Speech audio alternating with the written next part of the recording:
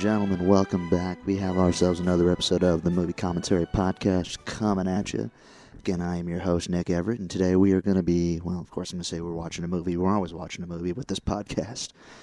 Alright, so for the movie that we are doing right now, we are going to be watching another Pixar movie. I know in this I know I've already released the, I'm not sure how this is going to, the release schedule, because right now I'm kind of recording a backlog of trying to record like a whole bunch of episodes, and then eventually I'll start kind of releasing them as I go along. I've already recorded a Pixar podcast about the Pixar shorts, some of the Pixar shorts, and I kind of had an itch to do another Pixar film because I really like Pixar, but I'm going to do one that I don't think a lot of people would expect. I'm going to do 1998's A Bug's Life, directed by John Lasseter, and Pixar, the second animation film made by Pixar. Not a film that, not probably the first Pixar film that everybody comes to mind, but it's a personal favorite of mine. Not as good as Toy Story, the original Toy Story, I think, but one that I think is still deserves to be up there, I think, with their good ones. So, again, I've been talking for too long in this introduction, so I'm going to go ahead and start the movie.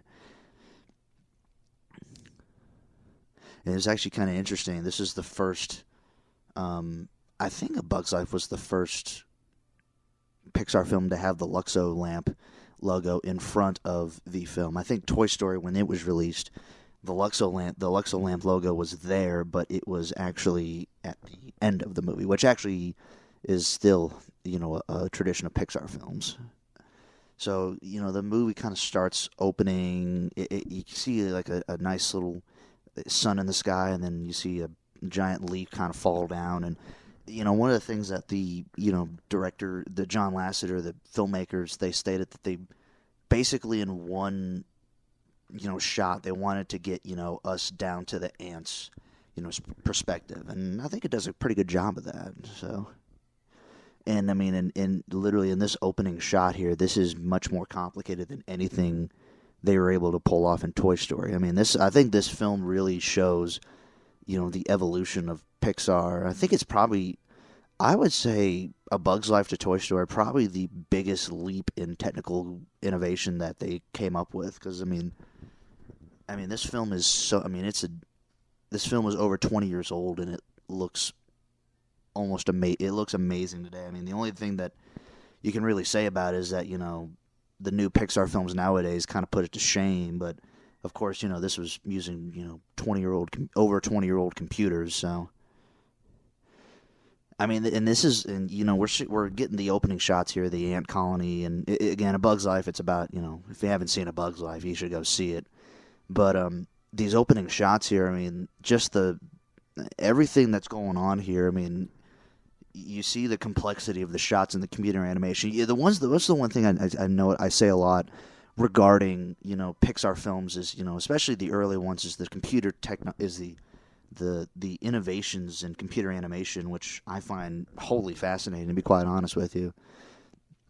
I mean, A Bug's Life just represented a huge a huge leap for Pixar, because I mean they came up with a film that a lot more complex locations, organic characters. I mean much more complex designed characters. I mean, these ants that they have to design, they're much more complex than they are anticipated. And plus they have to, animate a whole bunch of ants because, in ant colonies there are hundreds and hundreds, almost thousands of ants. So it's, it was increasingly more difficult than, Toy Story. Interesting tidbit here. So we're starting to meet a couple new characters here. We have Mr. Soil, who I believe, I don't know the main roles. I believe that he's called the main thespian of the royal. You get to meet the royal council, basically the queen and the queen, and then her daughter Princess Ada, and then you meet some of the royal ants. Like you get Thorny, who's basically the guy that counts all the food that they have to collect, and then. Yeah, you met Mr. Soil. The interesting thing I wanted to say about Mr. Soil is that he actually is voiced by Roddy McDowall, And he's not a Roddy McDowall, not a very common name for American, I'd say maybe American, audiences. He's actually, I think he's a British actor, but things that he's most known for is that he was in, I believe, all of the original Planet of the Apes films. I mean, he was, I believe, he was he was some of the apes in the Planet of the Apes films in the original. So that's what I knew him from, because I watched all those original Planet of the Apes films. And this is actually his last film before he died. He died, I think, even before the film even premiered, so wasn't able to see it. So we basically right now are meeting the entire, royal family. We meet Princess Ada, voiced by Julia Louis-Dreyfuss. You have Dot, the younger sister of Ada, voiced by Hayden Panettiere. And then you have the Queen, voiced by Phyllis Diller. And I will admit, one thing about this movie, A Bug's Life, is, and I think that's something that I think it's underrated in its history, is that it's a very great cast, and we also get to meet Flik here, and voiced by Dave Foley. Not a very common name. They didn't do very common names here, like movie stars. I mean, I think the biggest movie star we'll meet voices the villain, who I'll talk about later, but Flik here, voiced by Dave Foley. So basically Flik is showing Princess Ada and basically the royal aunts. He's trying to show them this machine that basically that speeds up, food picking and all that kind of thing, and he. I always not like this scene because he's just embarrassing themselves. I always hate this scene, and the thing that we're realizing in this scene here is that he's very, bit of an oddball, and he's kind of a bit of a other thinker.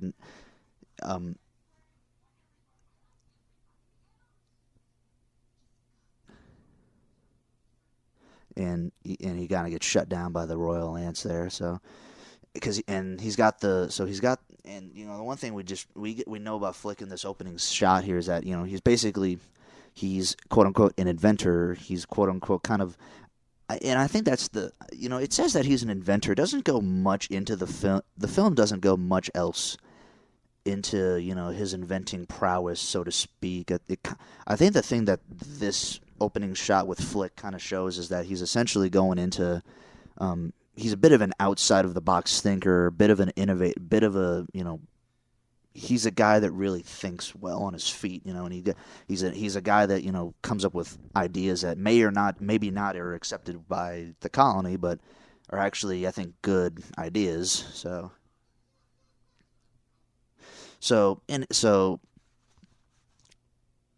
what happens right now? So basically Flik, He has this grain picking invention that basically didn't go over very well with the royal council ants and with Princess Ada and everybody else. So what is happening is Dot, the small princess, who's basically Ada's little sister, again voiced by Hayden Panettiere. She goes out and tries to comfort Flik, because Flik basically just got shut down by everybody, and. Flik is talking to Dot, and Dot is basically kind of expressing frustration about being smaller ant, because that's a bit of a side story in this movie. Is Dot, she's the small princess, but she's maybe a bit of a Napoleon complex because she's a bit of a smaller ant, but she's also not able to fly yet. It's kind of the one thing in this movie that the royal ants, Princess Ada, the Queen, and Dot, and they actually have wings so they can fly. And one of the things that Dot can't do that we just saw is that, she can fly, so she can't fly yet. So that's something that we'll see as the film goes on. So now the film is starting to really pick up. You get this situation where, these horns start to play out, and all of a sudden everybody just starts kind of scrambling around, and, nobody, and the thing that I really like about this opening shot and how it's kind of framed is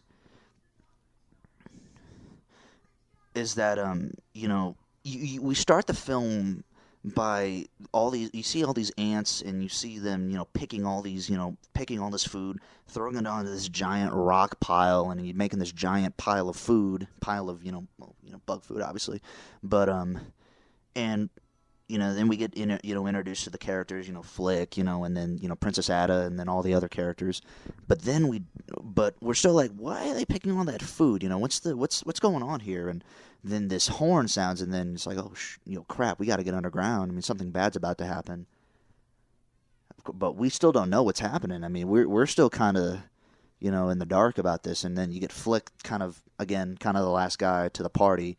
He throws the machine off him, and unfortunately it lands on the ground and knocks a rock loose, which unfortunately causes the entire food pile to crumble over and fall into a ravine below. And I explain all this in depth because this is a very important part of the film right here. This is basically what causes the entire film to go into motion. So what Flik understands, he's done something very, very not good.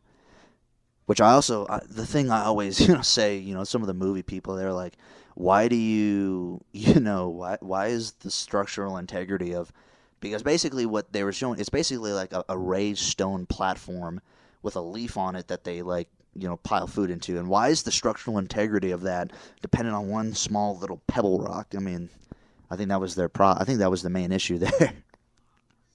So Flik has gone underground. He's talking to Ada, and he's basically telling them, hey, there's something bad happening. And then you hear from above, hey, where'd all the food go? And then silence, and then we see these giant feet crashing through the ceiling. And then what we discover is that food is meant for grasshoppers. And basically the ants are tormented by, basically, I'm going to quote, a motorcycle gang of grasshoppers. That's actually one of the things that they wanted, they were kind of going for, the filmmakers, that they were wanting the gang of grasshoppers to kind of give vibes like a biker gang or something like that. And we meet, and then we finally meet Hopper, the leader, voiced by Kevin Spacey. Now the story of how Kevin Spacey got the part of Hopper in A Bug's Life is actually kind of interesting. So, let me go back here, the casting. So originally, they were wanting Robert De Niro to voice, Hopper, and they were wanting Robert De Niro and some other actors to voice him, and they were and you had a lot of actors turning the role down, and then basically, John Lasseter at the 95 Academy Awards, which is the Academy Awards in which Toy Story won the Special Achievement Oscar. Kevin Spacey and John Lasseter met. They met, and John Lasseter actually asked Spacey at the Oscars if they wanted to, if Kevin Spacey would want to voice a new character in the next film. So, and Kevin Spacey absolutely delighted, and he was absolutely wanting to, play the part. And again, talking about the amazing casting of this film. I mean, Kevin Spacey, he just does a great job as Hopper. Because one of the things that they say is that Kevin Spacey is really good at being condescending, and that's like probably Hopper's, main, trait, is that he's just really condescending to these ants. Now, this is really funny. So, we get introduced to Molt, who is actually Hopper's brother, and he's voiced by Richard Kind, who actually is in another famous Pixar movie. Richard Kind actually voiced Bing Bong in Inside Out, and we learned that Molt and Hopper are actually brothers. And one of the things that actually kind of was funny is that in developing the film, they developed Molt to be just kind of this, the comic relief, the witless wonder, of the grasshopper gang. And one of the things that they realized in is that that Hopper, being as being as villainous and as cruel as he is, he would not allow. He basically, if there was anybody that was this stupid in his biker gang, he's more than likely going to kill him. So they remedied the idea of just, why don't we make him, his brother, so he won't be able to kill him. It's actually kind of funny. I love the scene in there. It's I love the scene there. That's basically Hopper is, he basically goes up to Molt, and he's like, I swear, if Mother hadn't promised me on her if I hadn't promised Mother on her deathbed that I'd kill you, I'd kill you. It's one of the funniest scenes in the film. So now we're really getting so now we really got a big reaching kind of a turning point in the film here. Not a turning point, so to speak, but so Hopper basically was tormenting Dot, and basically was gonna, I wouldn't say feed her to, Hopper has like this, like, basically an animal grasshopper that they call Thumper. Is basically a wild grasshopper that basically is, he's kind of basically just a rabid, grasshopper that doesn't say anything, and Hopper was gonna, he was kind of pulling Dot closer to Thumper. But Flik, kind of, ran out and stood up for Dot, and then now Hopper basically, since the food is gone, Hopper's basically telling the ants that we need to try picking the food again, and then now because Flik basically stood up for Dot, they are now ordered to increase the food doubly. So now there's like a tribunal meeting, so to speak, with Flik, and they're basically determining what they want to do with Flik, so, because he basically kind of screwed them over, so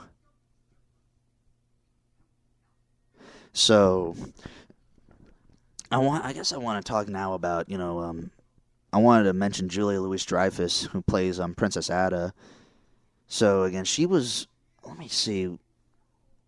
me go for this. So, the film, I think by the time that Julia Louis-Dreyfuss was cast for this film, her most well-known work had been with Saturday Night Live. She was a cast member from 1982 to 1985, and then Seinfeld, 89 to 98. So, let me see here. She was a pretty, and again, I've never seen Seinfeld, but apparently she was Elaine Benz, which again, I haven't seen. She's the ex-boyfriend of Jerry Seinfeld. Again, I haven't seen Seinfeld, but that's all that I know.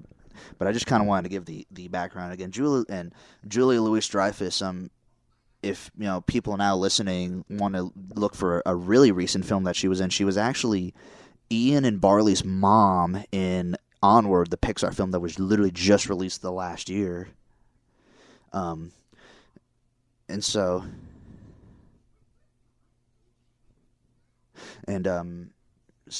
Julia Louis-Dreyfuss, she's been in a few, she's collaborated with Pixar a few films as well. But now what's happening in the film? So again, I just wanted to hit on Julia Louis-Dreyfuss just a little bit.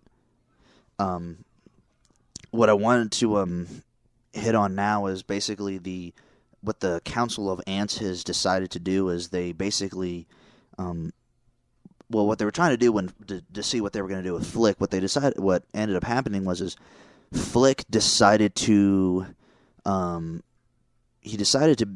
offer up an idea. It's like, hey, why don't we go out and get bigger bugs to fight the grasshoppers, and then we can bring him back and then rid Hopper of his gang, and we can live freely.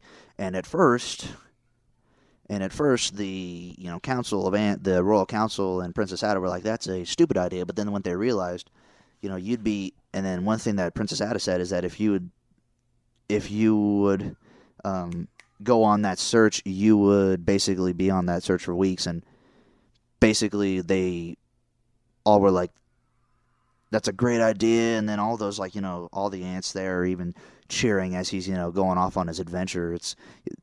And basically the idea is that, hey, we're going to get rid of Flik for a few weeks so we can basically pick all the food and, go back to, try and get all the food before Hopper goes back. So now that's something that I wanted to discuss, at least with this film, and some people actually do have a problem with this film. Um, is that the royal ants basically, the council basically sends Flik away, and he thinks that he's going off to do some great adventure, but they're basically just trying to get him out of the way. And some people, at least with events that go on or later in the film, some people have a problem with that. And personally, I'm not. I like it. I mean, you looking at it now, I mean, it makes them very, unlikable, and it makes them very, kind of malicious in their intent. But I think you also got to understand, I mean, they're just like, hey, we need to get rid of this guy. And of course, he also doesn't mind, too. I mean, he wants to do this. Now, if they had, I feel like, forced him out into a search for, if they had actually made it up themselves, that to go out and find these, warrior bugs, so to speak, and then, they had forced him out, then I feel like that would have been a bit tacky, but since it's his idea, then I don't really have a mind. Again, it's just kind of something that I hear some criticism of this film is that, the Royal Council basically sent him out because they didn't want him there. They didn't actually believe in the idea, but it's like, hey, I mean, shoot, that's a realistic scenario.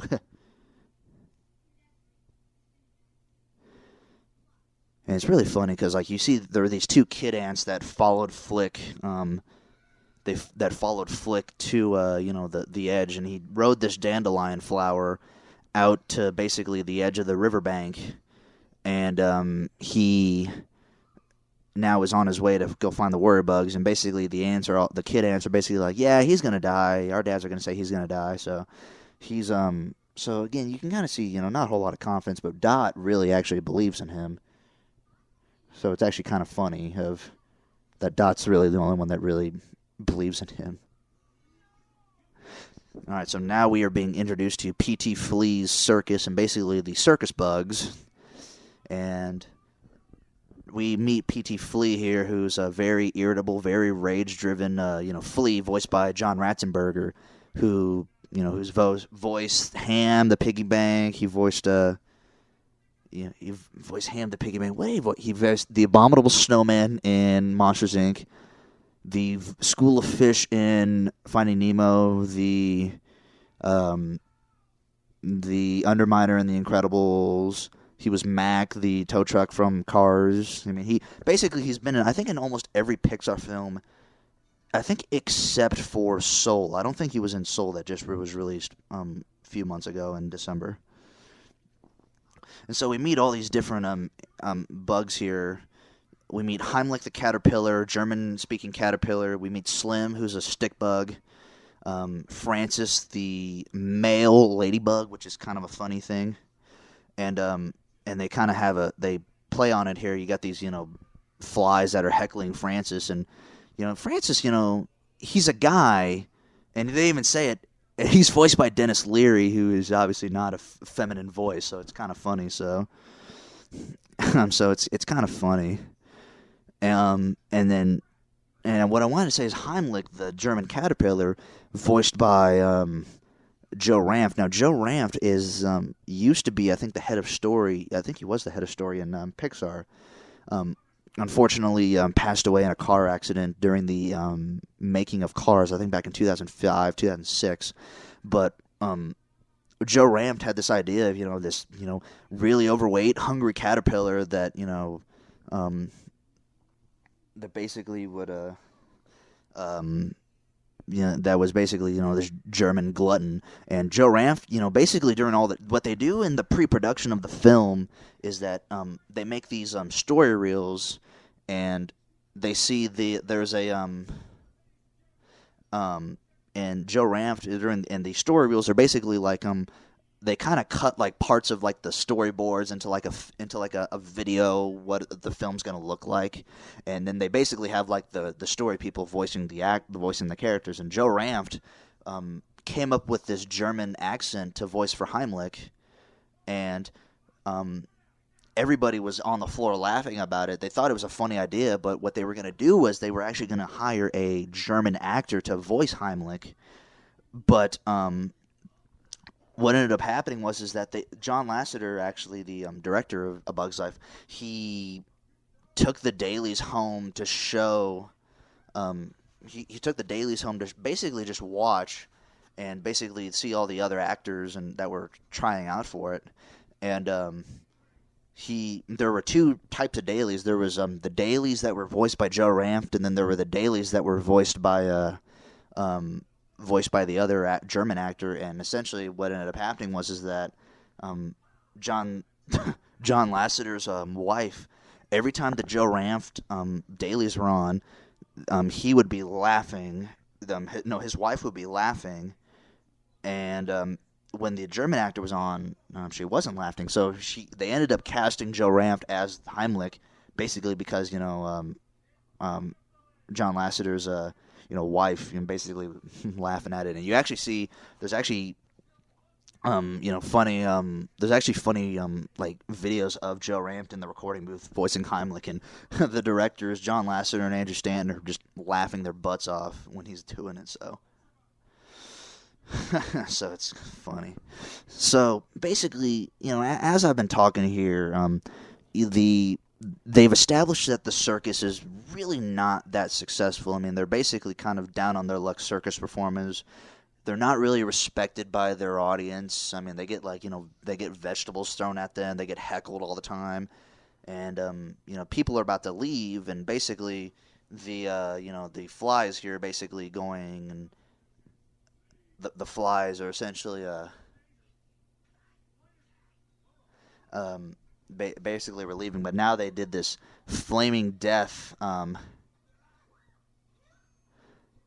They did this flaming death.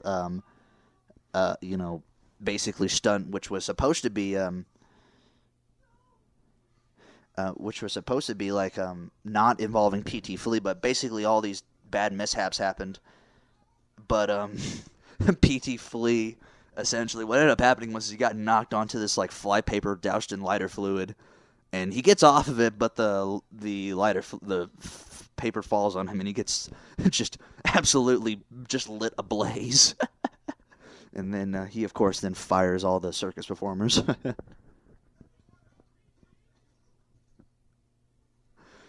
And you see that everybody's laughing at him. So again, we established that these circus performers, they're not really good even as circus performers, and now they've been fired, and now they're basically kind of all down on their luck. So you basically got Flik down on his luck, and then the circus performers down on their luck, and they're bound to meet now.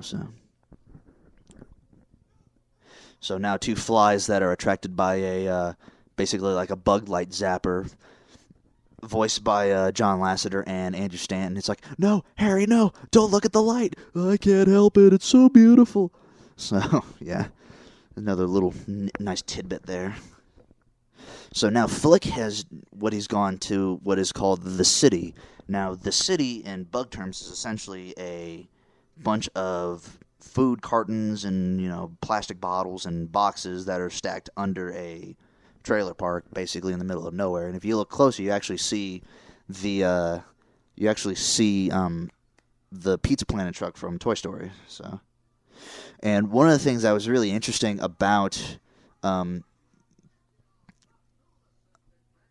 of the way that this scene is structured is that it's kind of like a country, like say you got like a kid from say, small town, in the middle of in the United States, and he's going to like the Los Angeles or to New York City. It's like a small kid it's like a small town kid in a big city kind of vibe, which is exactly what he looks like. So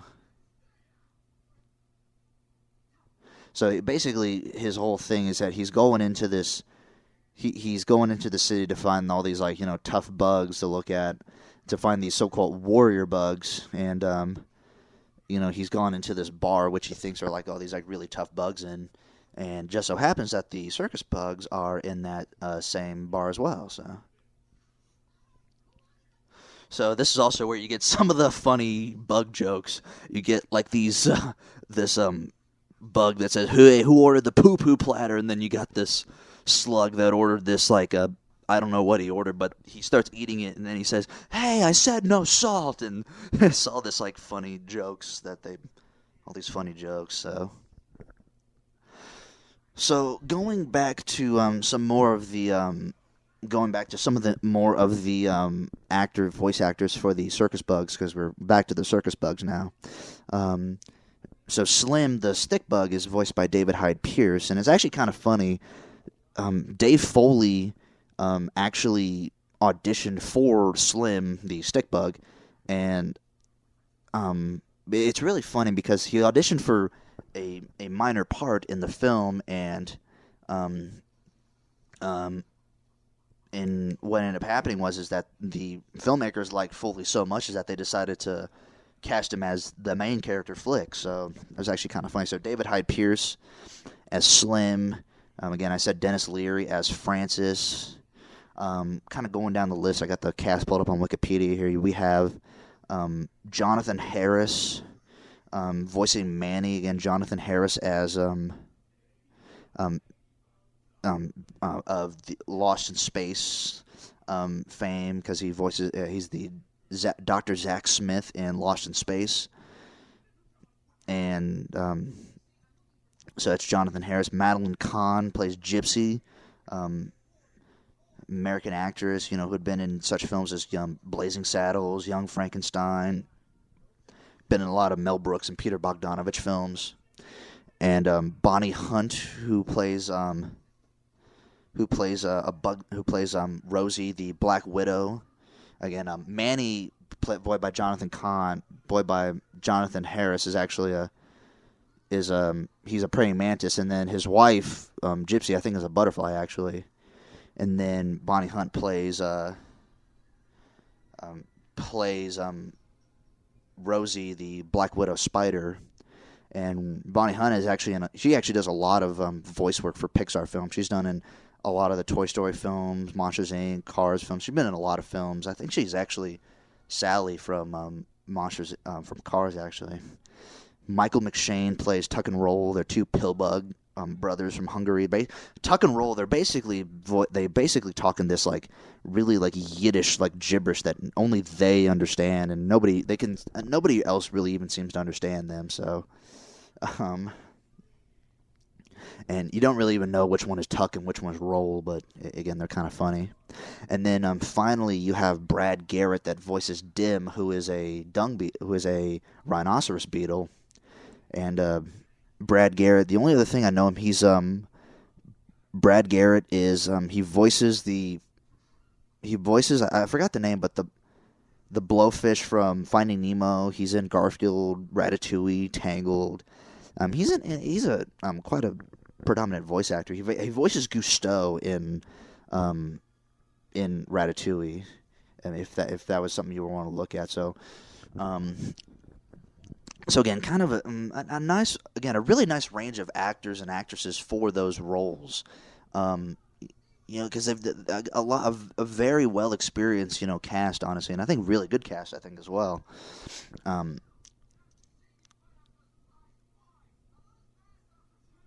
So basically now they're flying back. So basically what ended up happening over what I was talking about was that basically those circus bugs, they got confronted by these flies that were heckling them at the circus, and what ended up happening was that the circus bugs were like, hey, we're going to put on like this show to try and scare them away, and it basically turned out to be like Robin Hood, Little John, and basically Slim the stick bug was used as a prop, basically the sword again, and basically what ended up happening was that this big giant brawl ensued inside of the bar, and it basically, the way that it ended, it turned out, it looked like that the circus bugs had basically absolutely mauled the flies that they were after, and in which case it really wasn't the point. It was basically just a point of mistaken identity. So now they're flying back to Ant Island, and now Flik, and they're kind of starting to show up, and everybody here is going to be absolutely shocked that that Flik has actually returned with someone, because nobody thought that that he'd ever come back, and that he's not that he wouldn't bring back anybody. So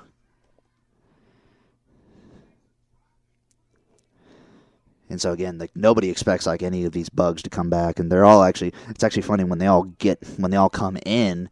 They're all really scared, run away, and they're like, oh my god! So they're landing, and they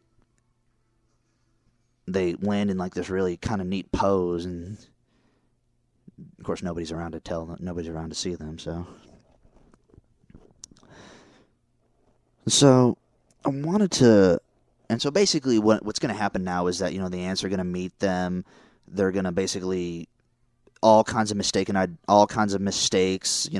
misunderstandings that, the ants think that they got warrior bugs, but in fact these are only just circus performers and all that kind of stuff. So I want to talk about a bit of the development of A Bug's Life, kind of the writing process / kind of the cinematic, inspiration. So, obviously, a lot of people, originally when looking at this film, they can see the oh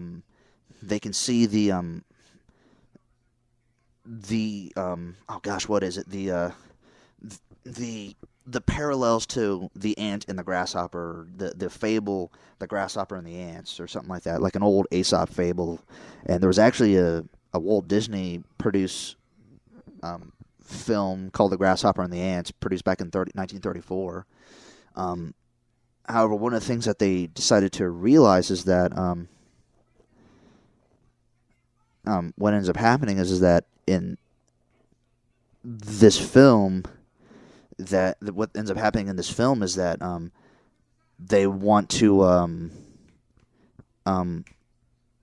they were like, hey, why can't the grasshoppers just steal the food? So that's kind of what they did. They decided to steal. They have the grasshoppers kind of take the food and all that kind of stuff. And and even in there's a quote here. So in the ant and the grasshopper squanders the spring and summer months on singing, while the ants put the food away for the winter. When the winter comes, the hungry grasshopper begs for the food, but the ants turn him away. They basically hit on the notion that the grasshoppers would basically, instead of asking for it, they would just take the food. Basically turn into like a bunch of gangs pillaging the food. And while doing, and so they started writing the film as this, and they basically did come up with the whole circus bugs come to town as warriors, and they think that they're going to be the main problem, they're going to help them out and all that kind of thing. And basically what ends up happening, basically while writing the script, the main writer, Andrew Stanton, and basically what they say is that he came to doubt that the circus bugs would actually have the gumption to actually want to stay, because what they would actually think is that the circus bugs would actually cheat the ants out of the ants and instead stay and fight. Because I think originally because the original draft of the script, there wasn't a character that was named Flik. The original main character of the story was a red ant named Red,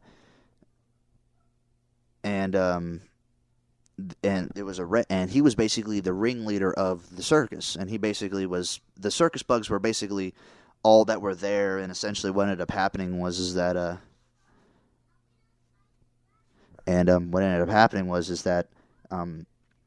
nobody thought that the circus bugs would actually realistically stay, because basically the original story is that the circus bugs would go in and would essentially pretend to train the ants and pretend to help them out, but in the end, they would end up finding out about it.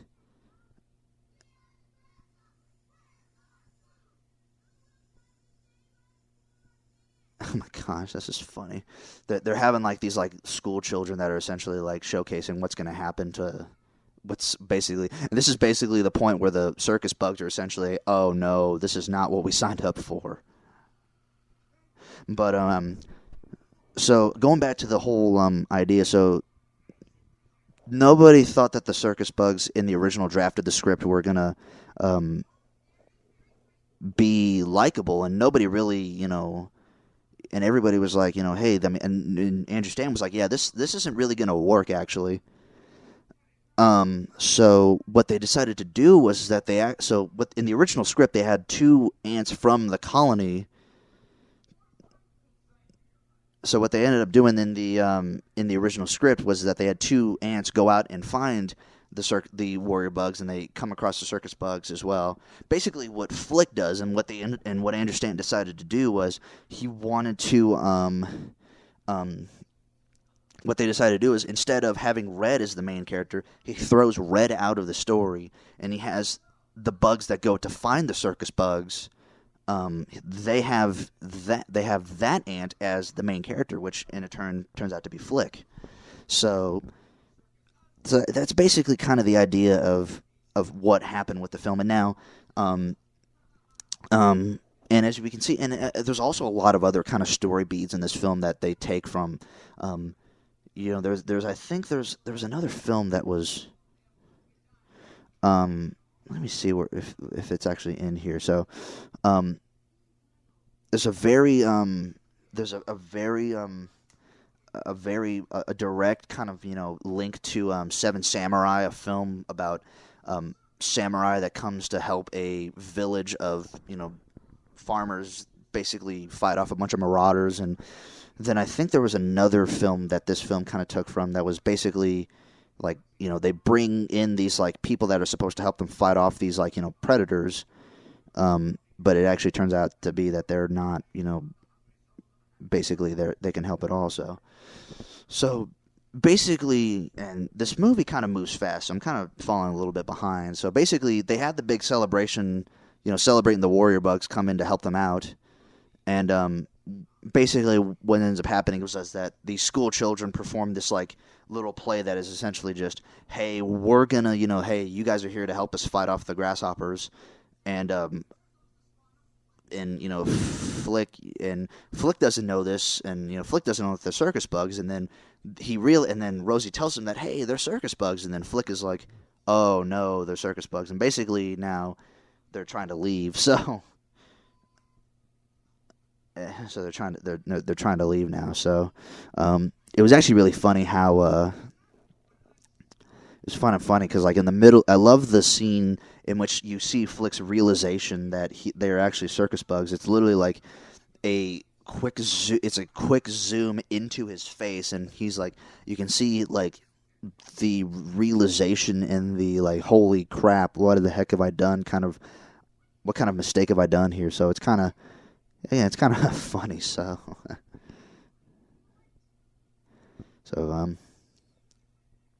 and now now the circus bugs are trying to leave, and Flik is trying to keep them. He's trying to like keep them like, hey, we need to, to please don't leave, kind of thing. So, so now I'm trying to look up some more stuff to talk about. So now we have a pretty major kind of scene coming up here, in which we kind of realize there's a bigger something we didn't really realize in the world of bugs is that birds are very, very big compared to bugs. So basically what happens here is that they stumble onto a bird's nest, and a bird lands, and now the bird's trying to chase the circus bugs around. And what also ends up happening is that Dot is floating in a dandelion. She accidentally, went up into a dandelion, floated up into a dandelion, and the bird went and chased her, and now she is falling, and now Frances, the ladybug, stops and saves her, but they get trapped down into a big chasm. So now, basically, the grasshoppers, now the circus bugs and Flik need to work together in order to get basically Dot and Frances out of the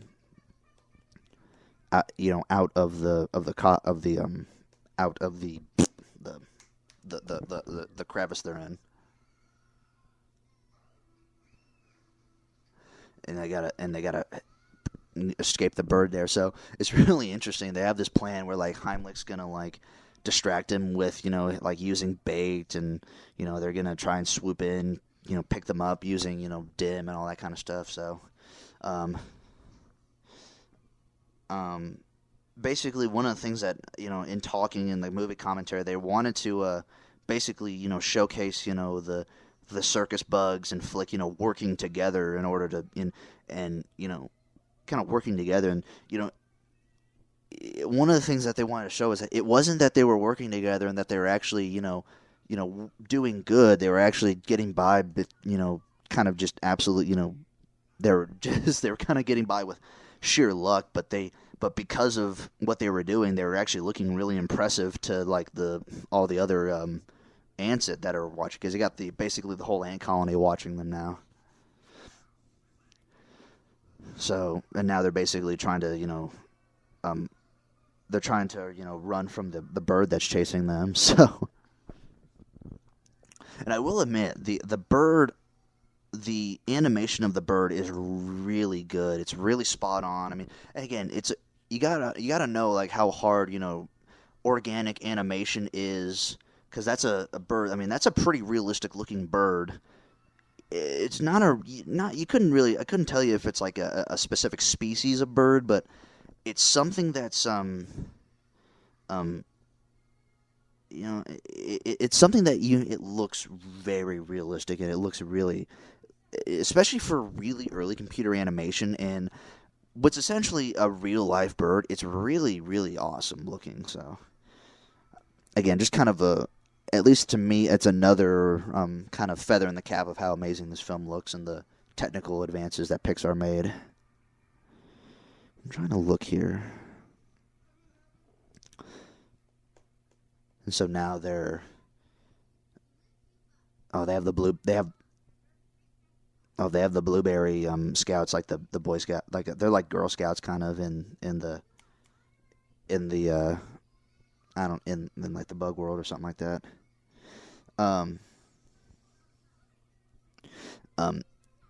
What I think, and I don't know if you actually hear her name, but Ashley Tisdale actually auditioned to be the voice of Dot, the small princess, and I think Ashley Tisdale is in this movie. I think it's just like like another kind of younger blueberry scout. Yeah, she's a lead blueberry scout. So yeah, so yeah, Ashley Tisdale is in this movie too. Again, adding to the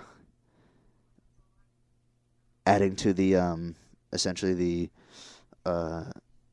the great cast of this movie. Again, Ashley Tisdale, known well for, she was Candace from Phineas and Ferb. She was that one woman. She was that one girl in The Sweet Life of Zack and Cody. I forget what it was, but so yeah, I just want to say that. So here's a great scene. A great scene where you kind of start to. And, basically, Princess Ada took Flik aside, and you can kind of see there's like a growing relationship between the two. They're obviously going to be, the love interest of the film, that kind of thing. And, I mean, and you can kind of see here that,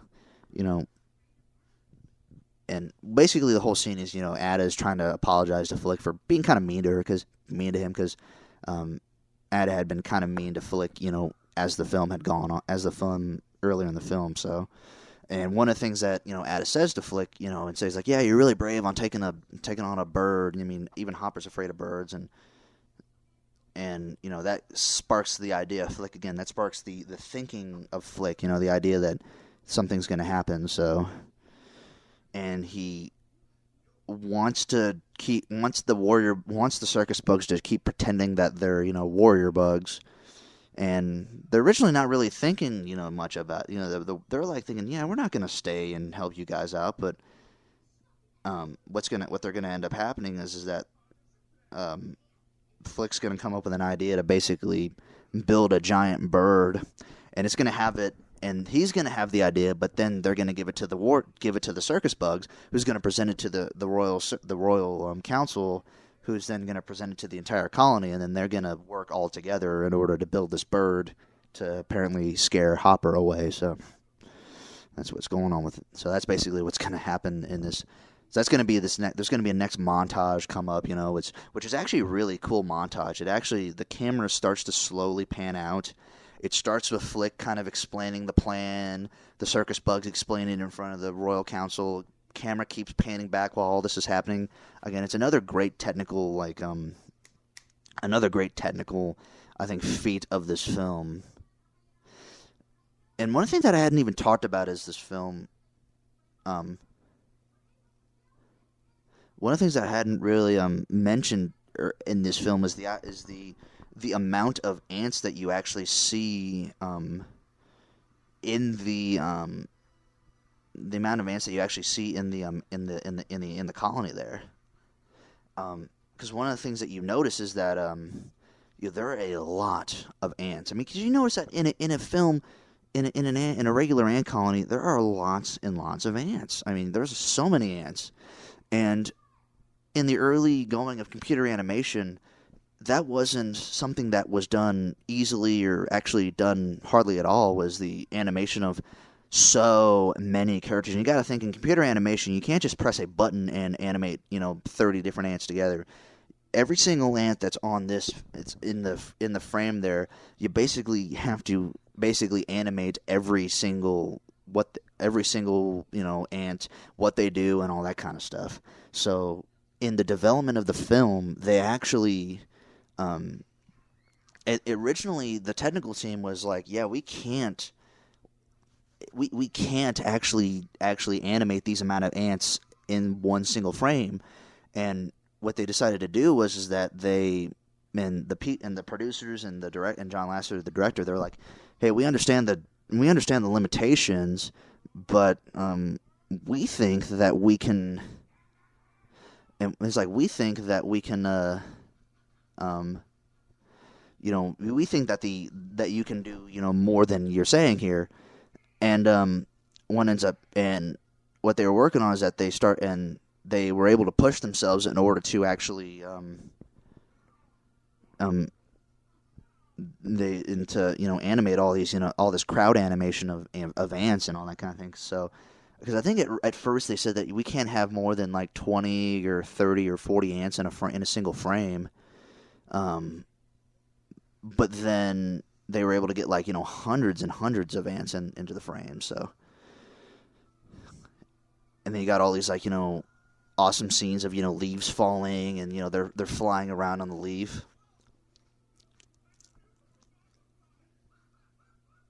So far pretty, and so they're putting this bird together. So, and then Flik is obviously Flik. They obviously see that Flik's got a crush on Princess Ada, so that's kind of obviously something happening. So, but you see the bird starting to kind of get put together. The bird's finally done. Now they need to raise the bird up and put it into the tree. And what I think this montage that I've been kind of talking over, basically it's been showing the entire colony working together, and I think it's a great thing to show them. I think it was the one thing that they end up realizing in the end is that hey, we could have done this ourselves if we had just put our minds together. And I think it's just a great thing. It's really great to show the colony, working together, to show that, they can actually, accomplish something great together. Because one thing that, you kind of get this sense is that, they don't think very highly of themselves, because Hopper, the grasshopper, tells them, hey, you're not, you're basically, just worthless ants, that can't really, protect yourselves or do anything on yourselves. So, and again, it's a really triumphant, it's a really triumphant end to the montage. Really, it's a really, it kind of does it a little bit quickly for my liking, but again, I really like the montage, and I kind of like the camaraderie that gets built through the colony. So now we transition back to the Grasshoppers.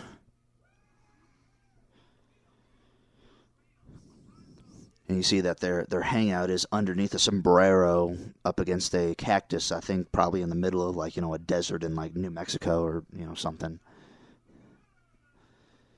And there's going to be a pivotal scene, a pivotal moment that comes up here, kind of showcasing Hopper and kind of portraying how cruel and of a villain Hopper really is. So one of the things that's being said here is that you have these two grasshoppers named Axel and Local that are local who are talking to Molt, and they're trying to say, hey, they're trying to talk up Molt, like, hey, you should tell Hopper that we should not go back to get that food and stuff like that. And what ends up happening is that Hopper doesn't take it very well. So, and it's such a great scene of how Hopper is just such a bad villain. You actually kind of see the parallel here. He's actually getting a massage on a bullet, sitting on a bullet. So that I don't think there's any kind of connection to that. So, and now, so Molt comes up to. It's funny. So, Molt comes up to Hopper, and he basically tells Hopper that hey, we should not go to Ant Island because and then Hopper's really ticked off about it for some reason, obviously, and for some reason, and Axel and Loco, I keep saying Local, it's actually Loco. So the two grasshoppers that put the idea in Molt's head, their reasoning for him not going back is that hey, we already have enough food, for the winter. We already have enough grain anyway. And we're gonna go back, and we're gonna be going back during the rainy season anyway. So we don't need to worry about going back. But this is where you really see Hopper's motives. You see, because in the original, when you first meet them, meet Hopper, you think that hey, he's going to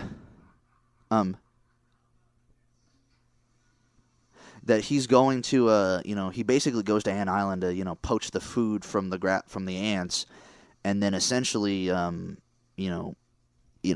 leave. And some people thought that that's what his motives were, but you realize by him quite literally pulling the cork out, because they're being served like grain in a bottle and with a cork, and there's a funnel that feeds the grain out, and he basically pulls that out and essentially crushes Axel and Loco because he doesn't and I think again this kind of shows how cruel of a villain and a leader he is. And some people say Hopper's one of the best villains I think in Pixar. I mean, I would say you put him up there, because he is a really cruel villain. I mean, he kills his own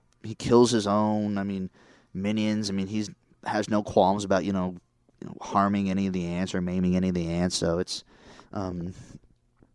because again it's I put him up there with some of the best ones.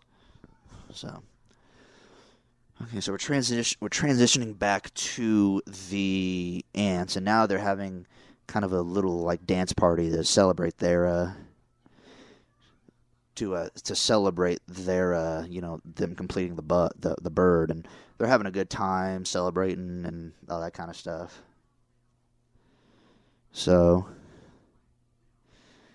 let me see what else is in here. Trying to look up here, so.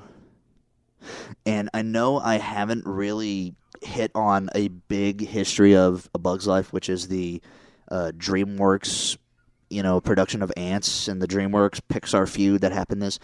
I'm going to hit on that probably later, probably during the credits, because I want to try and keep up with the film, but that is definitely something I want to keep up with, that I'm going to definitely hit on. So I'll hit on the ants thing probably towards the end of the film. So now we kind of see that the circus bugs, they're really not wanting to leave because they're really they really like the ants, and they've kind of grown they've grown connected to them. So.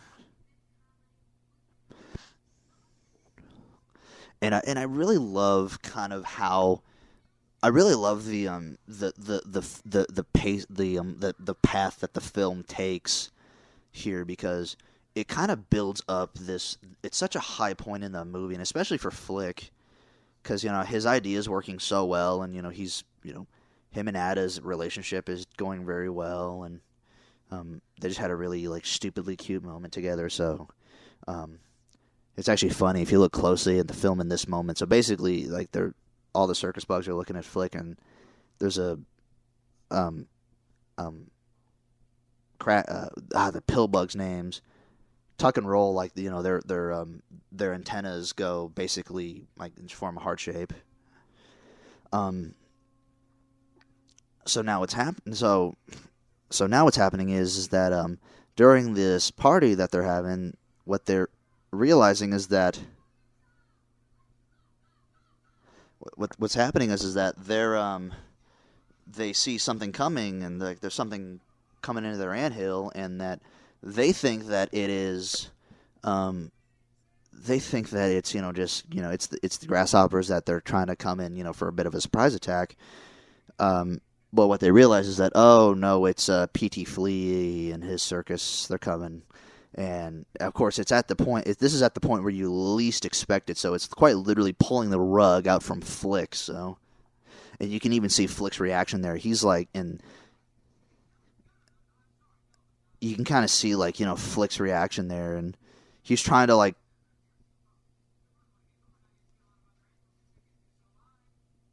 see. You're trying to, and Flik's trying to cover up, because P.T. Flea kind of shows a poster of the bugs that they have together, of the circus bugs, and then P.T. Flea finds them out. They're trying to hide under like a leaf, and then he pulls the leaf out and basically kind of exposes essentially the entire plot, that they're not circus bugs, that the whole idea of the birds is actually Flik's idea. And basically it's really funny, because you see how quickly the confidence of the ants just corrodes, because they had the horns that they called out for the grasshoppers, and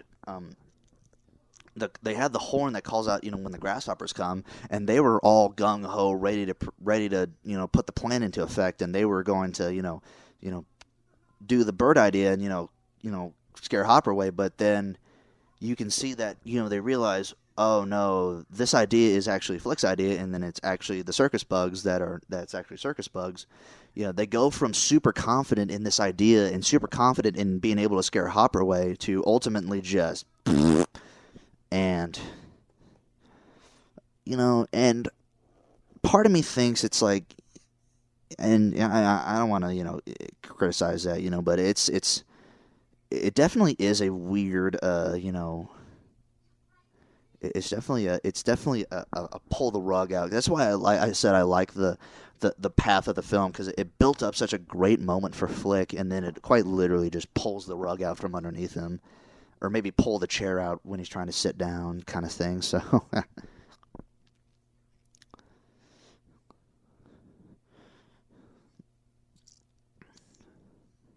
so now Flik has been ultimately banished by Princess Ada to leave the colony. So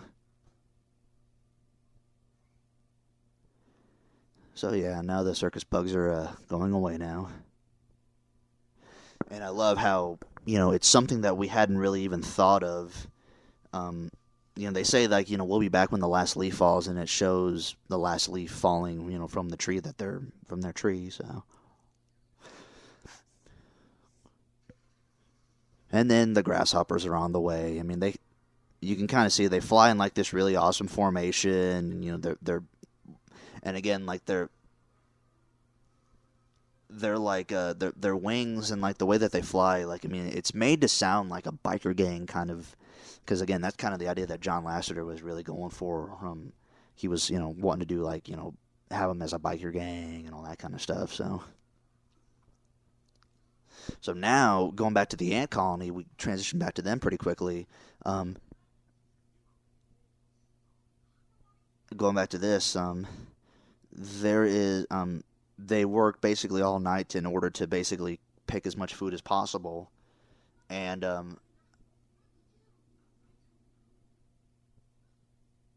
and basically Hopper lands, and there's a really awesome scene here in which basically the grasshoppers start to come just out of the fog, which is actually, it's a great, like, piece of 3D animation. It's something that, people have said this is like, it's one of the advantages of the 3D animation, because they basically, you see them in the fog and they come out of nowhere out of the fog. So it's really a great technical scene. I think, again, going back to the technical achievements of this film, which I just love to talk about. So, and then Hopper realizes that they haven't picked enough food, and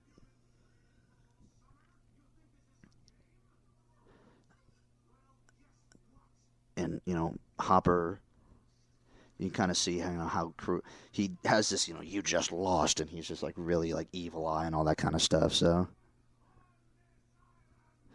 basically the grasshoppers are coming in and essentially just taking over the colony and forcing the ants in order to forcing them to pick the rest of the food. So, but the blueberry scouts, Dot's like little blueberry scout troop, they are able to escape the grasshoppers. So.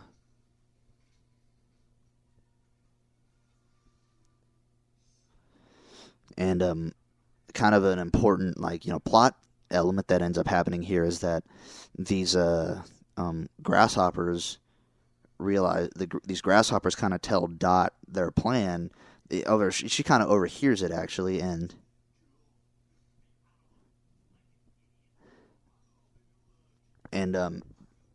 basically.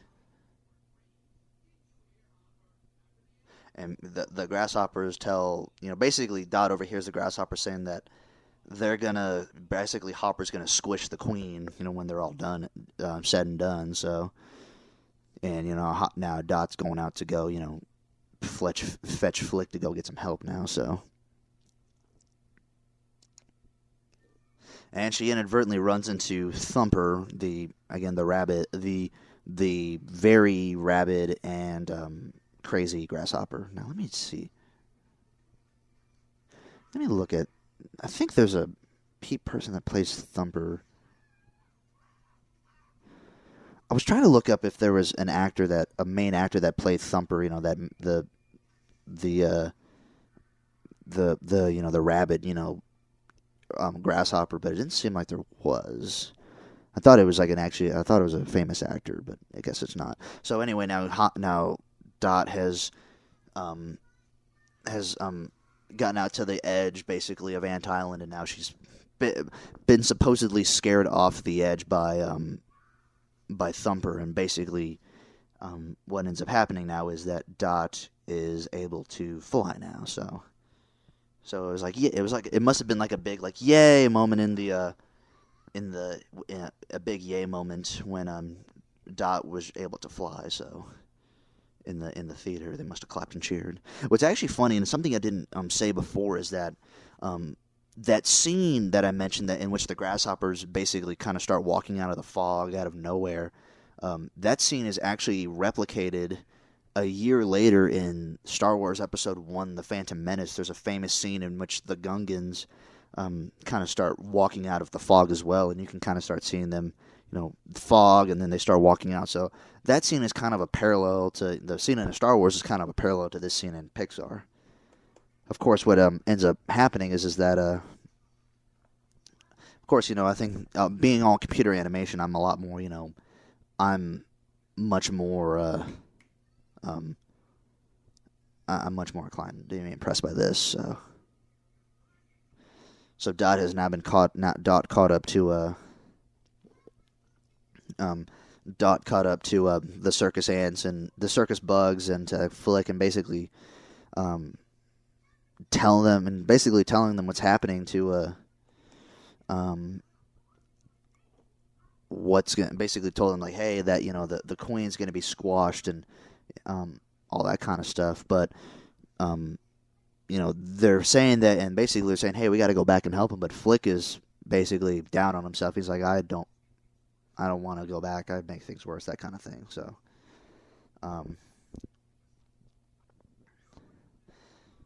So, and then everybody's trying to like talk Flik up in order to, get him to return and to, go back and, deploy the bird in order for them to, scare off Hopper and scare the grasshoppers away.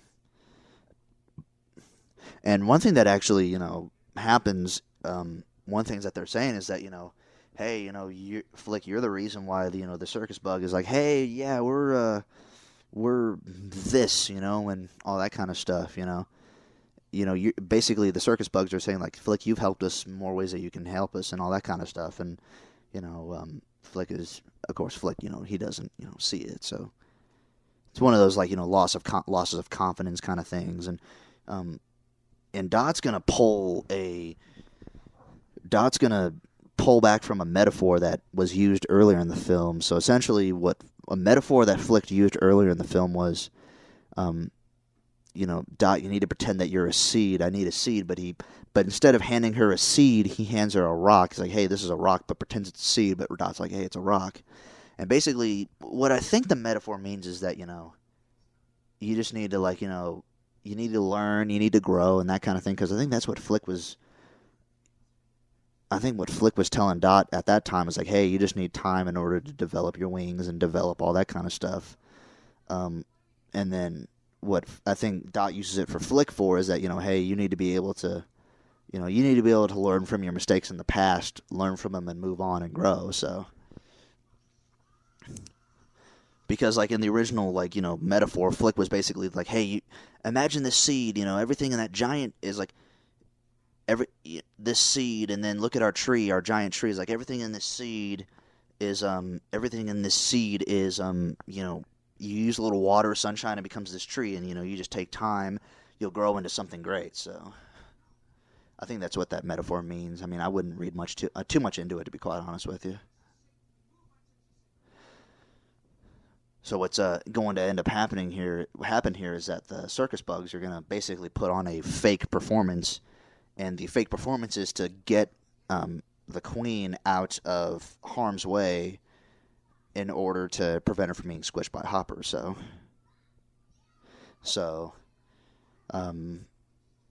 And it actually kind of comes out of nowhere. The circus performance comes out of nowhere, and it's like, oh my god! And like all these grasshoppers are like, what the heck? And of course, Ada obviously sees, what's happening, so.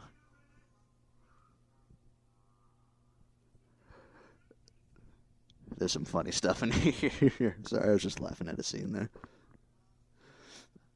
I love the ruthlessness that you see in Hopper here because the circus bugs, Slim's explaining to Hopper what's happening, and Hopper's like, yeah, just go ahead and squish him, so. And of course, it takes Tuck and Roll, the two bugs that nobody understands, basically fighting each other, which they fight each other all the time, the two pill bugs.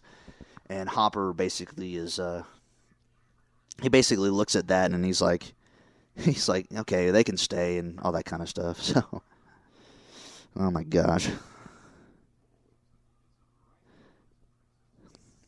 One thing I forgot to mention is that the circus bugs travel in a giant train train-looking thing that it looks like a train that's like powered by two millipedes. And what's interesting, that the train are like two cars that are essentially Casey's Jr.'s cookies, and of course Casey Jr. That's the famous locomotive from Dumbo, which actually Dumbo is one of John Lasseter's favorite Disney films ever. So. Another funny scene there, Heimlich the caterpillar, he was like,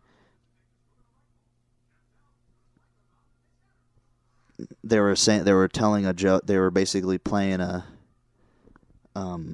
there was a scene there, Heimlich was like pretending to be a baby, and she's like, I want pie, and apparently it was a bit of a funny recording session. Of course, the recording session is always funny with Joe Ranft, I believe, because he does a lot of great characters.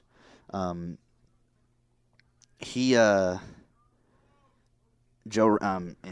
basically what John Lasseter and Andrew Stanton told him is that I want you to basically go crazy for pie, and essentially they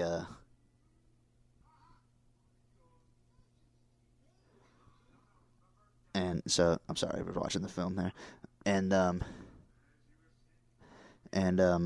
what ends up happening is that oh gosh, I forgot my man. They basically Andrew Stanton and John Lasseter asked him to go crazy for Pi, and what they were saying is that he's pretty funny on that. So, and they were apparently laughing their butts off. So now what they're planning is that they're actually using the what they're actually using in order to get the queen away is that they're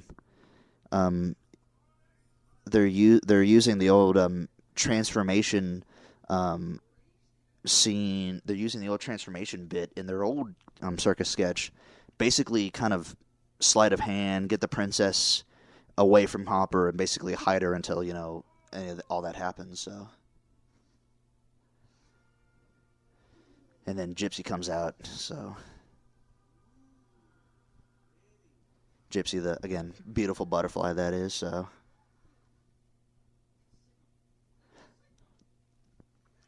And of course, what happens here is that that they pull the boulder down in order to knock the bird away. However, what ends up happening is that the boulder stops short and they can't knock the bird away. And but since the bird is stuck, they can't execute the plan. So now. And now Hopper, kind of seeing the ruse, they're hiding the queen, and now he's getting pretty upset about it. So, but now they get some mallets. They knock the bird loose, and there goes the bird.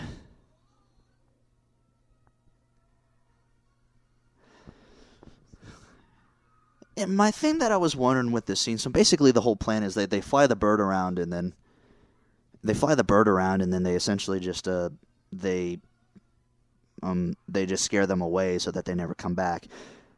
I didn't really see how that would keep Hopper away, so to speak. I mean, I always thought that they really needed to I don't know. I mean, of course, it's also funny because it's a fake bird. I mean, you can tell that the birds are just all leaves and all that kind of thing. So.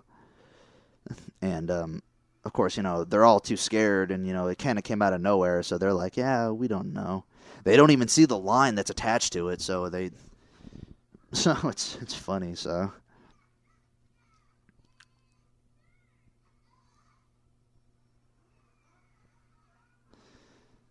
And there's some great acting in this scene, too. There's, Slim pretending to be hit by the bird, and his, eyes are bleeding out. Manny pretends to be all bloodied from the bird as well, and Heimlich pretends to lose his head, so. Oh, and then ultimately Flik knocks over the van. And now this is what happens. P.T. Flea, he looks out and he's like, oh no, there's a bird there and I need to, he reads the situation completely wrong and he jumps on the lighter fluid and lights the bird on fire. And I would say, I mean, another talking about the technical aspects of this film, the fire effects on the bird are actually really good.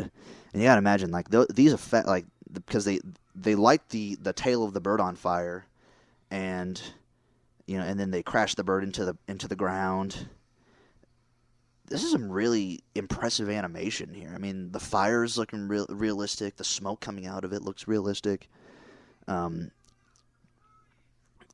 it's really awesome looking animation, and the fire kind of sets the lighting of the scene to and it's really interesting because they position Hopper basically in every one of these shots in order to have the fire basically raging behind him. So.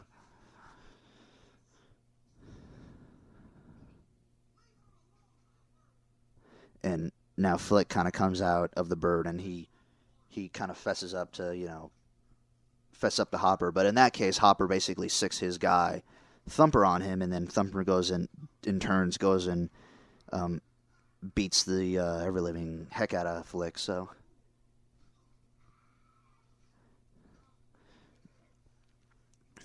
And again, such great. It's such a great standoff scene here because it's a scene that, and this is actually a scene that it kind of deals with a bigger theme of the film, and it kind of, you know, the whole idea of like, you know, this film being about oppression and, you know, that kind of thing. This kind of brings it to the head because, you know, Hopper's talking to the ants and he's basically telling them like, hey, you guys are dumb, you guys can't think on your own, mindless soil shoving losers. And then, you know, he gets Flik that stands up to him, even though Flik is, you know, all beat up. He stands up, basically spits it back into Hopper's face, which is what I really love about this scene. So, and this is because I always love. This is why Flik's one of my favorite characters in all of Pixar. I'd say that it's probably one. I'd say I wouldn't say he's my favorite, but he's definitely up there. But he, you know, basically, you know, stands up into this face of certain death because, you know, Hopper's basically like 3 times his size, stands up to basically being squished by Hopper.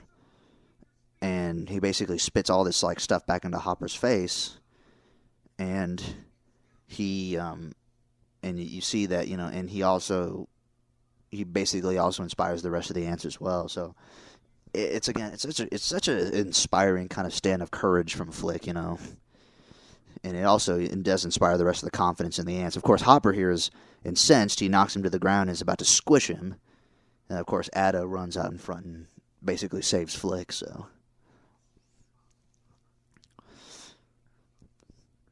And then I always love this scene. I always love this shot. You get this scene of hundreds and hundreds of ants looking just really upset at Hopper, and they kind of link arms, you know, and they're about to, you know, basically go. It looks like they're about to go to war, essentially. So,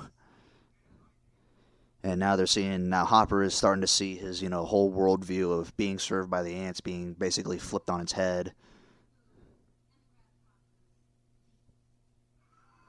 And now all the ants charge the grasshoppers. And I would say this is all the crowd animation, you know, work that they had done earlier in the film, you know, to work on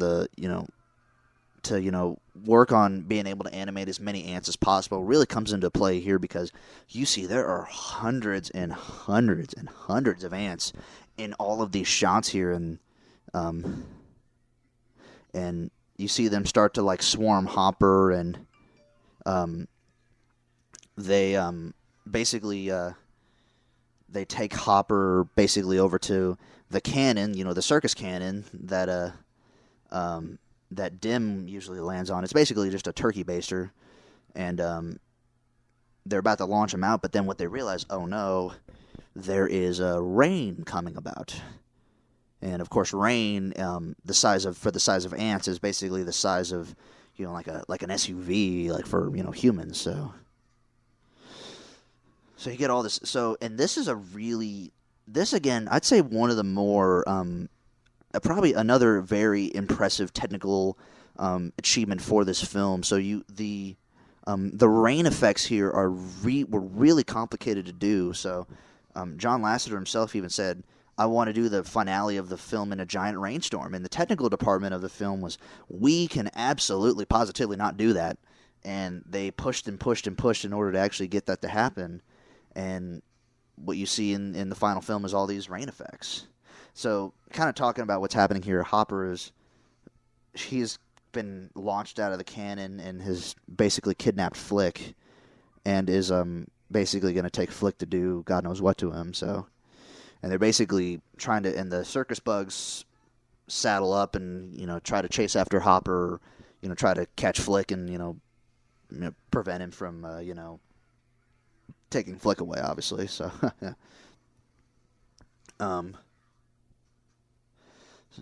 But again, like, you know, these are these raindrops, and, you know, all this rain that had to come in here. They had, again, all of these raindrops, they have to individually animate all the raindrops and the raindrops hitting the ground by hand, and, you know, to make it look realistic at that level, you know, they have to, you have to know the physics of, you know, the raindrops, and they're not able to. And back in those days, you know, there wasn't, nowadays, you know, there's computer softwares that essentially, you know, can do that, you know, for you know, film producers or for filmmakers, that they can essentially do all the physics work for, raindrops and for water. But back in those days, they had to do all these individual rain droplets by hand. So that's again another awesome technical achievement for this film is the rain finale here. But what we're seeing here now is that Hopper is being led by Flik over to the bird nest that we saw earlier in the film, and Hopper now is thinking that, hey, this bird is fake like the last one, but what he doesn't realize is that that's a real bird, and the bird picks up Hopper and proceeds to feed him to her little chicks, which they're really, really adorable chicks. Unfortunately, they're only in the film for like a couple seconds of film time. But it was really funny because the filmmaker said that they had to make them as adorable as possible, because they were going to be eating Hopper, so all that kind of stuff.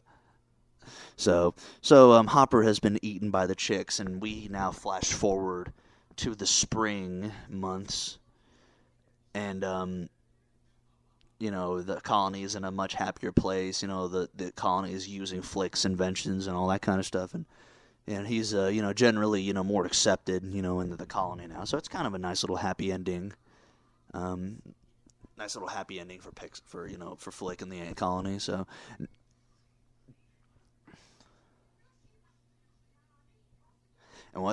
it's really funny.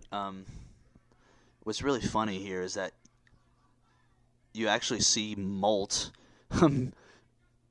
being used by P.T. Fleas. Actually, it's kind of funny. They say he was a villain that he redeemed himself or that kind of thing. So.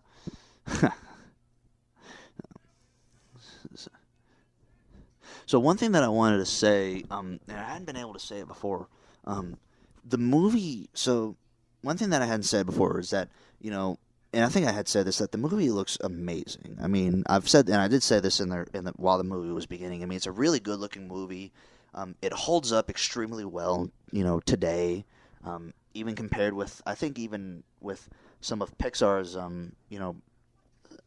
some of their newer films, even. I think that the film holds up extremely well compared to even compared to all the technical achievements that Pixar has made before. Even nowadays, it's still a great looking movie. One of the ways that they were able to do that was that they were able to capture the translucency of just grass and all and I'm talking over a really great scene with everybody giving Flik a round of applause and he's tearing up. But I wanted to really say this so. And Ad also gets crowned the queen, so all is happy in Ant Island now. But what ends up happening is that they use like a little like kind of camera basically to like film in the grass, and they were able to capture like these like translucent like shapes and translucent colors in the grass, and they use those in order to they use that framework in order to like the model and color the grass that's on Ant Island there. So another interesting tidbit here in the production is that the millipedes that power the circus bugs is like a little train thing there.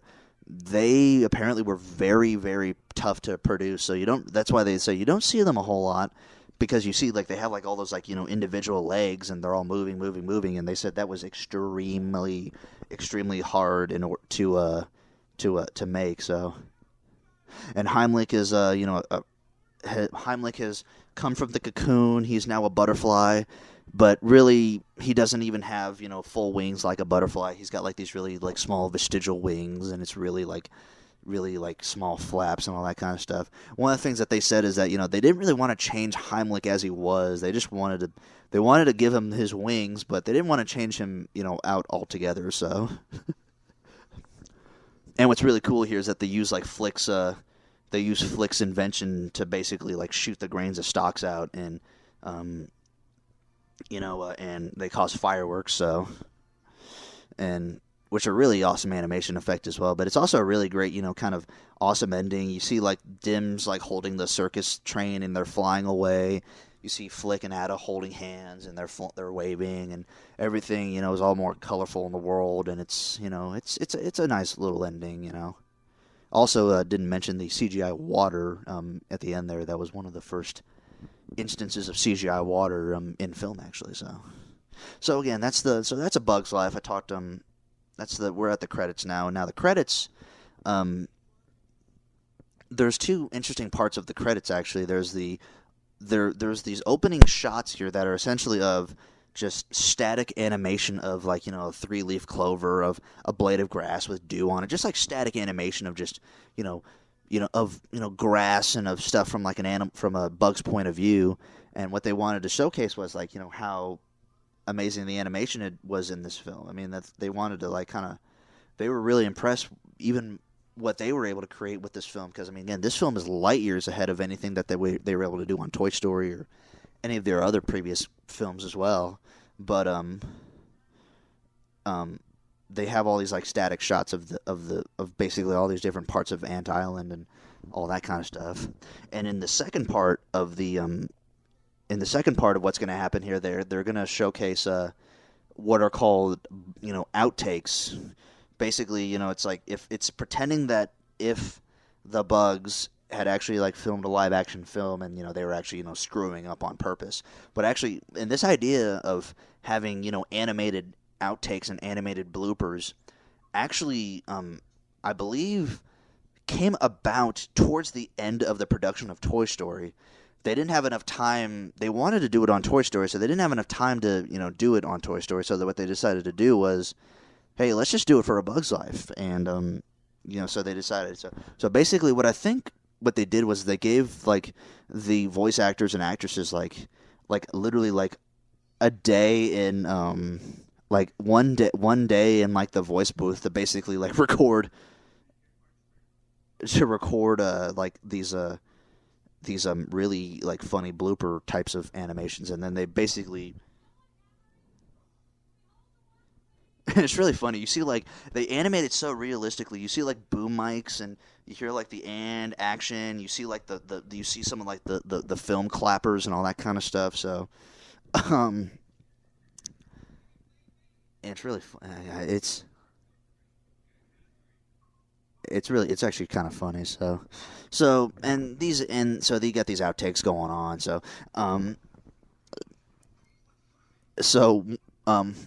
One thing that I want to talk about, and I said I'd mention this later, is the whole and I love this scene. So, but one of the things I mentioned was the whole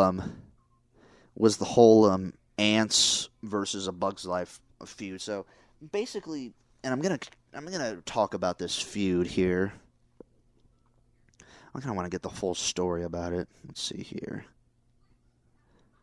So I'm going to mute the film actually because I really want to give this. This is actually a really interesting story in the history of A Bug's Life. So I'm going to read this. This is quote from the Wikipedia page of A Bug's Life. There's a section called "Feud Between Pixar and DreamWorks." So I'm going to read this. So during the production of A Bug's Life, a public feud erupted between DreamWorks' Jeffrey Katzenberg, who was one of the co-founders and one of the head people at DreamWorks at the time, and Pixar's Steve Jobs and John Lasseter. Over, in the production of A Bug's Life. And basically Katzenberg, who had been a former chairman of Disney, he had left the company and formed DreamWorks, and they wanted to rival Disney in animation. And DreamWorks had acquired Pacific Data Images, which had basically been which had been Pixar's contemporaries, one of their lone contemporaries in the animation, in like computer animation world. What they ended up discovering was that there was another film, that the first film that PDI was going to make was actually going to be a computer animated film titled Ants. And and essentially Ants, and essentially the whole premise of A Bug's Life, oddball ant, wants to do well. He's an outside thinker. He wants to do well for his colony, so he, goes through these great lengths to expose like an evil plot, and he basically wins the heart of the princess, yada yada yada, this and that and this. And Ants is very similar. I mean, Ants is it's a different. It doesn't involve the outside forces. It's a very like the evil forces are within the colony, but other than that, it's extremely very similar stories. It's extremely similar stories, and obviously, Lasseter and Jobs believed that the idea was stolen by Katzenberg. He even basically, and Katzenberg had stayed in touch, and basically Katzenberg and Lasseter, knew about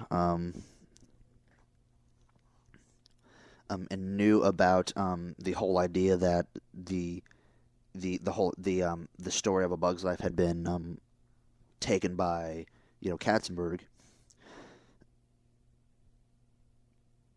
And one of the things that and this is really early in the production of A Bug's Life, actually, John Lasseter was actually kind of explaining to Katzenberg what the idea of the film was going to be, and he basically was kind of bouncing some ideas off of him. Apparently one of the things that Katzenberg, and this is all from John Lasseter's statements, quote, "I should have been wary. Jeffrey Katzenberg kept asking questions about when A Bug's Life, quote unquote, would have been released," and all this kind of thing. So, and apparently got to the point where Ants, John Lasseter called up Jeffrey Katzenberg and basically yelled at him over the phone and essentially slammed the phone down and cursed at him. It was cursing at him. And apparently, John Lasseter really was not, much of a guy that would curse. I mean, you wouldn't know that from him, but again, it was a very is a very interesting few, because again they're two very interesting, very similar films, and they were honestly released at the very same time. I mean, Ants was released in 1998. A Bug's Life, October of 1998. A Bug's Life was released quite literally a month later in November of 1998. There's something that's even here. There was a rumor that Katzenberg had given the production company rich financial incentives to induce them to get Ants in order to release first. So they basically wanted to release Ants first in order to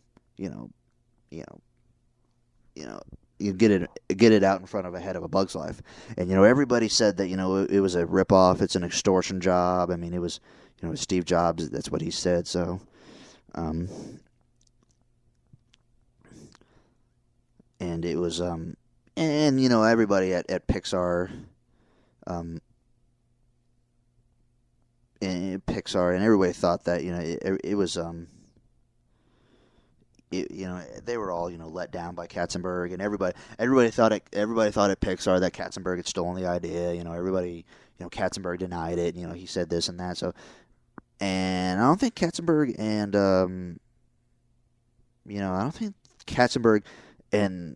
them ever really got back together. John Lasseter and Jeffrey Katzenberg. So,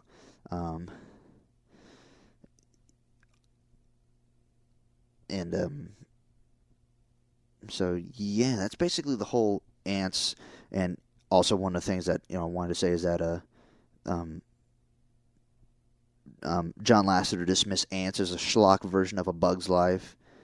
Lasseter claimed to have never seen Ants. He told others that if DreamWorks and PDI had made the film anything other than insects, he would have closed Pixar for the day, so the entire company would have gone and seen it. Which I believe that. I mean, I think the John Lasseter and them. I mean, the Pixar at this time was all about, they were all about, computer animation, and they were really rooting for, their contemporaries in the field of computer animation. So, yeah, I mean, I think that. Now, my personal opinion on the whole matter is, I like A Bug's Life a lot more than Ants. Honestly, I have seen Ants. I would say Ants has maybe a one-up in A Bug's Life on maybe being more edgy for adults, because Ants has a lot more well-known actors and has a lot more like adult humor in it. And while it's funny and I like Ants, I like Ants. It's a good movie, but to me, A Bug's Life is just, I think it just has that Pixar charm to it, and I think it's something that it can't I think Ants, they're two tonally different films, and I tonally like A Bug's Life better than Ants, that kind of thing. So, and I mean, looking at some of the numbers, I mean, A Bug's Life grossed, I think, doubled the gross of Ants. I think A Bug's Life grossed about $392 million at the box office. I think Ants grossed somewhere around like $191 million or something like that, $191 million or something like that. However, technically, even to this day, I think Ants is rated higher on Rotten Tomatoes. So whether you take those Rotten Tomatoes, with reviews with a grain of salt or not, which some do, I sometimes do, sometimes I don't. I don't know, but depends on what you think about it. So, so again, that's A Bug's Life. That was the film A Bug's Life, and I would say, and one of the things that at least I would talk about A Bug's Life. I actually do have a ranking of Pixar films that I keep making every time that they release a new one. And always my top two films, number one is Toy Story, the original Toy Story. And then the second film, my second favorite Pixar film was A Bug's Life. And a lot of people have A Bug's Life kind of lower down the ranking of Pixar films. Now, I will admit, objectively, I would say that Pixar has made better films. I mean, I think that Finding Nemo is a better made film, Monsters, Inc., Ratatouille, basically every film that they made from 2001 to 2010, all of those films are amazing films. And I think, honestly, objectively better films than A Bug's Life. I would say maybe Cars is the only one that I wouldn't put above it. But the thing that I keep going back to A Bug's Life is I really like the characters. I mean, Flik is one of my favorite protagonists in all of Pixar because he's one of those guys. I mean, he wants to do well. He's got a great moral conscience about him, but he also is a screw up. He's a bit of an oddball, and that's one of the things that I really identify, at least with Flik, is his oddball, sensibilities and all that kind of thing. I like the story of the colony, the idea that the colony gets to work together in order to, and they realize that hey, we could have done this together the whole time. I really like that whole idea of learning to work together and the camaraderie that they build together, and the relationships, the friendships that are built with Flik and this and the circus bugs, and that's the one key component of all Pixar films that I've seen, is that they almost always deal with either family or friendship. So, and that's in full display in A Bug's Life here. So, and I'll continue with the historical ramifications for A Bug's Life as well. A Bug's Life was a very important film for Pixar, in order for them to really cement themselves as, here to stay in the animation world. I mean, I think some people, there have been people that say that, there are important seminal moments in the history of Pixar. Like, some people say that the production of Toy Story 2, which has its own interesting production history about it. But I think that A Bug's Life is really the film that cemented Pixar. Because I think, it showed that they weren't a one-trick pony, that they could do really, I think, maybe not super-duper original, because, a story about an ant and a grasshopper had been told before, or a story like this had been told in Seven Samurai and the Magnificent Seven before. So it wasn't in a completely original film, but they could make a film semi-original that was really witty with a really good cast that wasn't all about toys. So they could make something different than Toy Story. And not only that, they were able to make, I think, a film that was technologically well more advanced, a story that was a lot more advanced and a lot more grown up, too. This is a very, this has some grown up, themes of oppression, themes of a ruling class. Some grown up themes in it, especially for a very, small, infant, studio, feature film studio. So, Because, I mean, and there are a lot of people that said if A Bug's Life hadn't succeeded the way it did, the Pixar would not be what it is today. So, and again, I wanted to go back a little bit on the, A Bug's Life is kind of the forgotten film. A Bug's Life is the only film, basically basically one of the earliest it's the earliest Pixar film to not get a sequel, because A Bug's Life does not have a sequel. Basically, if you go in the chronological order of Pixar films that have been released, you have Toy Story 1, A Bug's Life, Toy Story 2, Monsters, Inc., Finding Nemo, what's after Finding Nemo? The Incredibles, Cars, and then you stop it, and then after Cars is the Ratatouille, but I'll start with Cars. From Toy Story to Cars, every single one of those films have sequels, or at least have a franchise attached to it. The only one that doesn't is A Bug's Life. And A Bug's Life is the only one that never had a sequel, never had a prequel, never had any other type of film associated with it.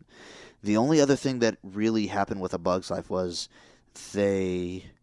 Flik and Heimlich actually appear in the outtakes for Toy Story 2 in the next Pixar film, and in the teaser trailer for Cars, they actually kind of tease a bit of A Bug's Life kind of reunion, because they use a scene that's reminiscent of A Bug's Life. They have like a fly that flies around. They have they use the music from A Bug's Life. So, and for a lot of reasons, people kind of view A Bug's Life as the forgotten Pixar film. And, some people say that, the films that came later were better films. And I agree with them on that. I mean, personally, and again, I do have, in my movie, as I've said in my movies, I do have what I think is my personal favorites. Again, Bug's Life is a personal favorite of mine. But then I also have what is objectively better. And, the films that came later in Pixar are, I think, objectively better films. But, A Bug's Life doesn't get the love, I think it deserves. So I think if you're really wanting to, have a family night, movie with the family and the kids, and you have Disney Plus, or you maybe have A Bug's Life on Blu-ray, pull out A Bug's Life. I think it's give it a watch. I mean, because I think it's a movie that doesn't get the credit that it deserves. Because if A Bug's Life hadn't worked, then we don't get Monsters, Inc. We don't get Finding Nemo. We don't get. I don't think we get those other films. I really don't think that, because I don't think Pixar would have survived it. I really don't think so. But it made it, and I'm happy it made it. Happy it worked, and it's a great film, and I definitely recommend it for all of you watching. All right, so that is another episode of the Movie Commentary Podcast. And again, I think I've said this in a lot of my other podcasts that I've made so far. I am currently in the production phases of making these different podcasts. I've recorded a couple podcasts. I want to record a complete backlog of podcasts so that I can, start releasing them. So, I believe the first one that I'm going to go try and go in chronological order of when I record them. I recorded the Pixar Shorts Volume 2 short podcast that came out, and then the Thing podcast, and then A Bug's Life, probably going to be the next one. So, and again, I got some more projects that are coming up. I'm trying to work through them. I do have a bit of time on my hands, so I'm trying to work through, I'm trying to work through some of these episodes. I got some bigger, kind of longer movie. Like I want to do one on Apocalypse Now. I want to try and do an episode. I'm going to do an episode on Titanic when April rolls around, when Titanic month rolls around. So, and then I got a couple others in the pike. So we got some podcasts coming up for you. Movie Commentary Podcast is not going away. So we're going to keep on trucking along here. So, again, thank you guys so much for listening. It really appreciates. I mean, I keep seeing, there are people that are downloading these podcasts, even months after I've stopped recording. I mean, everybody who's seeing these podcasts, who's listening, I thank you so much for listening. I really appreciate it. Again, it's a passion project of mine. I really love movies. I really love talking about the history of them, and that's something that I will continue to do. So that is all. Again, make sure to follow the Movie Commentary Podcast at the Movie Commentary Podcast on Facebook, on Instagram. I'm actually probably going to make a Twitter account of it soon, even though I really do not like Twitter, but I guess that's what I need to do. Other than that, that is all I have. Everybody, have a good time. Happy. I'm recording this in March, so as of this, happy March, and probably record this. I'll probably get these episodes out soon, but happy, whatever day this is.